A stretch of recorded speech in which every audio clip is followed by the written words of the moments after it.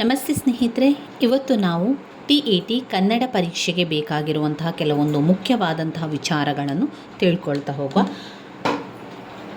ಕನ್ನಡ ಭಾಷಾ ಸ್ವರೂಪದ ಬಗ್ಗೆ ತಿಳ್ಕೊಳ್ಬೇಕು. ಭಾಷೆಯು ಧ್ವನಿ ಸಂಕೇತಗಳ ಯಾದೃಚ್ಛಿಕ ವ್ಯವಸ್ಥೆ. ಭಾಷೆಯು ಒಂದು ಕೌಶಲ. ಭಾಷೆಯು ಧ್ವನಿ ಸಂಕೇತಗಳ ಅರ್ಥಬದ್ಧ ವ್ಯವಸ್ಥೆ. ಭಾಷೆ ದೈವತ್ವವಲ್ಲ, ಮಾನವ ನಿರ್ಮಿತವಾದದ್ದು. ಭಾಷೆ ಅನುಕರಣೆಯಿಂದ ಮೂಡಿಬರುತ್ತದೆ. ಅಭ್ಯಾಸದಿಂದ ಭಾಷೆಯು ಸ್ಪಷ್ಟವಾಗುತ್ತದೆ ಮತ್ತು ಬೆಳೆಯುತ್ತದೆ. ಭಾಷೆಯು ಅಭಿವ್ಯಕ್ತಿಯ ಸಾಧನ ಹಾಗೂ ವಿಕಾಸದ ಸಾಧನ. ಭಾಷೆಯು ಸ್ವೀಕೃತಿ ಹಾಗೂ ಉತ್ಪಾದಕ ಗುಣ ಹೊಂದಿದೆ. ಭಾಷೆ ನಿತ್ಯ ಪರಿವರ್ತನಾಶೀಲವಾದುದು. ಭಾಷೆ ಒಂದು ಸಾಮಾಜಿಕ ಕ್ರಿಯೆ. ಭಾಷೆಯು ಸಾಮಾಜಿಕ ಸಂಪರ್ಕ ಸಾಧನ. ಭಾಷೆಯು ಸಂಸ್ಕೃತಿ ವಾಹಕ. ಭಾಷೆಗೆ ಒಂದು ಭೌಗೋಳಿಕ ಎಲ್ಲೆ ಇರುತ್ತದೆ. ಭಾಷೆಯು ಸಂಕೀರ್ಣತೆಯಿಂದ ಸರಳತೆ ಕಡೆಗೆ ಬೆಳೆಯುತ್ತದೆ. ಭಾಷೆಯು ಕ್ರಮಬದ್ಧವಾಗಿ ಅರ್ಥಬದ್ಧವಾಗಿರುತ್ತದೆ. ಭಾಷೆ ಭಾವನಾ ರೂಪಕ ಮತ್ತು ಭಾವನಾ ಮಾಪಕ. ಭಾಷೆಯಾಗಿರುವಂಥದ್ದು ಭಾವನಾ ರೂಪಕ ಮತ್ತು ವಾಹಕ. ಭಾಷೆಯು ಆಲೋಚನೆಯ ಸಾಧನವಾಗಿದೆ. ಭಾಷಾ ಕೌಶಲದ ಬಗ್ಗೆ ನೋಡ್ತಾ ಹೋಗುವ. ಭಾಷೆಯಲ್ಲಿ ಪ್ರಧಾನವಾಗಿ ಆಲಿಸುವಿಕೆ, ಮಾತು, ಓದು, ಬರಹ ಎಂಬ 4 ಕೌಶಲಗಳಿವೆ. ಈ 4 ಕೌಶಲಗಳಲ್ಲಿ ಆಲಿಸುವಿಕೆ, ಓದುಗಾರಿಕೆ, ಸ್ವೀಕೃತ ಕೌಶಲ. ಮಾತು, ಬರಹ, ಓದುಗಾರಿಕೆ ಎನ್ನುವಂಥದ್ದು ಅಭಿವ್ಯಕ್ತಿಸುವಂತಹ, ವ್ಯಕ್ತಪಡಿಸುವಂತಹ ಕೌಶಲ ಆಗಿರುತ್ತದೆ. ಕೇಳುವಂಥದ್ದು, ಆಲಿಸುವಂಥದ್ದು ಮತ್ತು ಓದುವಂಥದ್ದು ಎನ್ನುವಂಥದ್ದು ಸ್ವೀಕೃತ ಮಾಡುವಂತಹ ಒಂದು ಕೌಶಲ. ಮಾತು, ಬರಹ ಮತ್ತು ಓದುಗಾರಿಕೆ ಎನ್ನುವಂಥದ್ದು ಅಭಿವ್ಯಕ್ತ ಮಾಡುವಂತಹ ಒಂದು ಕೌಶಲ. ಸ್ವೀಕೃತ ಕೌಶಲವಾದಂತಹ ಆಲಿಸುವಿಕೆಯ ಬಗ್ಗೆ ತಿಳ್ಕೊಳ್ತಾ ಹೋಗುವ. ಆಲಿಸುವಿಕೆಯ ದೋಷಗಳು ಹಾಗೆ ಗಮನಿಸುವಂತಹ ಅಂಶಗಳನ್ನು ಕೂಡ ನೋಡ್ತಾ ಹೋಗಬೇಕು. ಒಂದು ಭಾಷೆಯಲ್ಲಿ ಕೇಳುವ ಧ್ವನಿಗಳನ್ನು ಅರ್ಥ ಮಾಡಿಕೊಂಡು ಗ್ರಹಿಸುವುದೇ ಆಲಿಸುವಿಕೆ. ಆಲಿಸುವಿಕೆ ಒಂದು ಪ್ರಜ್ಞಾಪೂರ್ವಕ, ಉದ್ದೇಶಪೂರ್ವಕ, ಮಾನಸಿಕ ಕ್ರಿಯೆಯಾಗಿದ್ದು ಕೇಳುವ ಶಬ್ದಗಳನ್ನು ಅರ್ಥ ಮಾಡಿಕೊಳ್ಳುವ ಕ್ರಿಯೆಯಾಗಿದೆ. ಇನ್ನು ದೋಷಗಳು ಅಂತ ಬಂದಾಗ, ಆಲಿಸುವಿಕೆಯಲ್ಲಿ ದೋಷಗಳು ಮಾನಸಿಕ ಸಿದ್ಧತೆ ಇಲ್ಲದೆ ಸಂಭವಿಸುವಂತಹ ದೋಷಗಳು. ಭಾಷೆಯು ಅಪೂರ್ಣತೆಯಿಂದಾಗಿ ಸಂಭವಿಸುವ ದೋಷಗಳು. ದೈಹಿಕ ಆಯಾಸ ಮತ್ತು ಶ್ರವಣ ದೋಷಗಳಿಂದ ಆಗುವ ದೋಷಗಳು. ಮಾನಸಿಕ ವಿಕ್ಷಿಪ್ತತೆಯಿಂದ ಉಂಟಾಗುವ ದೋಷಗಳು. ಅಪೂರ್ಣ ಕೇಳುವಿಕೆಯ ದೋಷಗಳು. ಆಲಿಸುವಿಕೆಯಲ್ಲಿ ಬರಬಹುದಾದ ವ್ಯಕ್ತಿನಿಷ್ಠ ದೋಷಗಳು. ಆಲಿಸುವ ಸಂದರ್ಭ ಅಥವಾ ಸ್ಥಳದಲ್ಲಿನ ಅಡಚಣೆಗಳು. ಇನ್ನು ಗಮನಿಸುವ ಅಂಶಗಳು ನೋಡುವುದಾದರೆ, ಉದ್ದೇಶಪೂರ್ವಕವಾಗಿ ಪ್ರಚೋದನೆಗೊಂಡು ಆಲಿಸಬೇಕು. ಶಾರೀರಿಕ ಮಾನಸಿಕ ಆರೋಗ್ಯದ ಸ್ಥಿತಿಯಲ್ಲಿ ಆಲಿಸಬೇಕು. ಆಸಕ್ತಿಯಿಂದ ಆಲಿಸಬೇಕು. ಆಲಿಸುತ್ತಾ ಗ್ರಹಿಸಬೇಕು. ಭಾಷಾ ಸಾಮರ್ಥ್ಯದೊಂದಿಗೆ ಆಲಿಸಬೇಕು. ವಿಷಯವನ್ನು ಇಡಿಯಾಗಿ ಆಲಿಸಿ ಗ್ರಹಿಸಬೇಕು.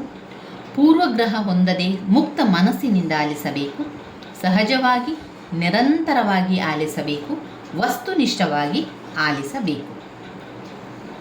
ಪೂರ್ವಗ್ರಹ ಹೊಂದದೆ ಮುಕ್ತ ಮನಸ್ಸಿನಿಂದ ಆಲಿಸಬೇಕು. ಪೂರ್ವಗ್ರಹ ಹೊಂದಿ ಮನಸ್ಸಿನಿಂದ ಆಲಿಸಿದರೆ ಅದು ದೋಷಕ್ಕೆ ಕಾರಣ ಆಗ್ತದೆ. ಇಲ್ಲಿ ನಾವು ಪೂರ್ವಗ್ರಹ ಹೊಂದದೆ ಮುಕ್ತ ಮನಸ್ಸಿನಿಂದ ಆಲಿಸಬೇಕು.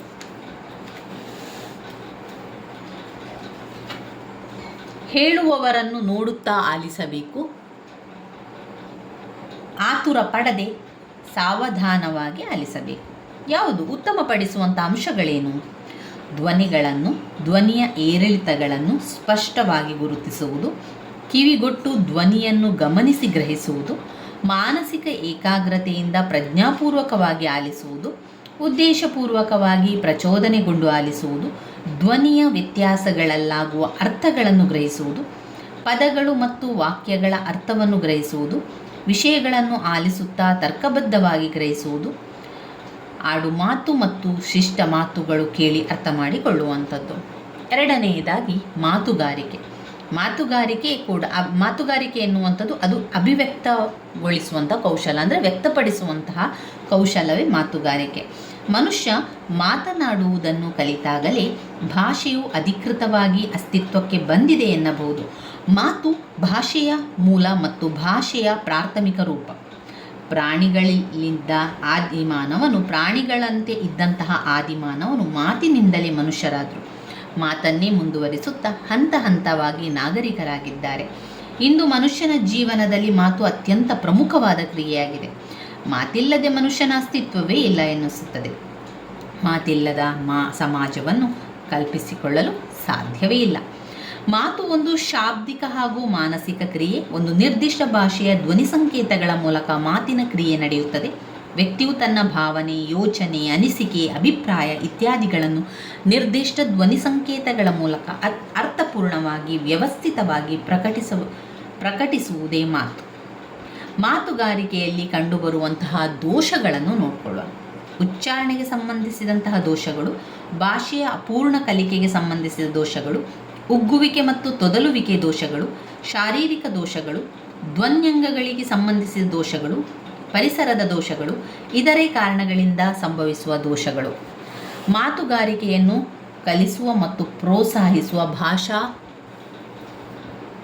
ಭಾಷಾ ಅಭ್ಯಾಸಗಳು, ಸಂಭಾಷಣೆಗಳನ್ನು ಏರ್ಪಡಿಸುವಂಥದ್ದು.